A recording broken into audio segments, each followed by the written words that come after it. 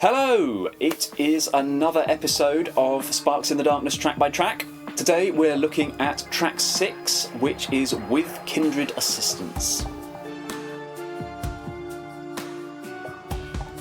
This was another track that started out as a little bit of almost an academic exercise for me. As I think I mentioned before, I really love moving in parallel between major and minor chords, and this was, again, I wrote on my phone.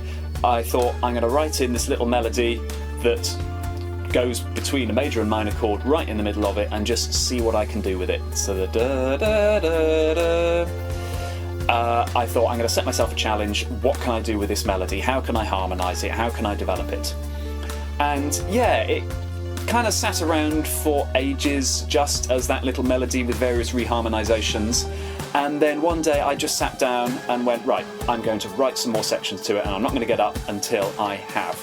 So that's where the little break between the first and second verses comes from, and then there's a much bigger break in between the second and third verses. And I think that one, actually, all the notes that I played have not changed, so that's a nice little bit from the demo that stuck around.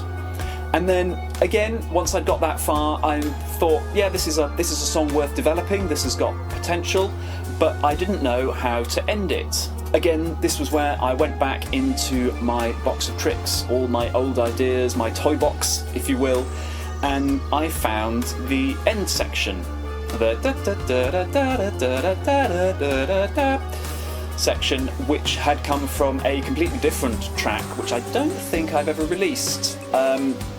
I was never fully happy with it, but the ending I felt was sort of suitably epic, a suitable place to finish after we've been through all these weird, moody, soundscapey, don't know what key we're in journeys. So it modulates quite a few times, this song, to end up in its final key of C. I don't know actually whether it's C major or C minor. Somebody who knows more about music theory can tell me about that. But this ending section that I grafted onto the end has all those ideas of shifting between major and minor chords, and even the last note of the piece is I think it's if we're in C major, it's on an E, and it just bends down to an E flat and then slightly past it, just so you never quite know what key you're in. This is one where I got stuck quite a few times, particularly with the drums, and then I found Emily Dolan Davis's STEM Club, which is a fantastic resource for any musicians, songwriters, mix engineers.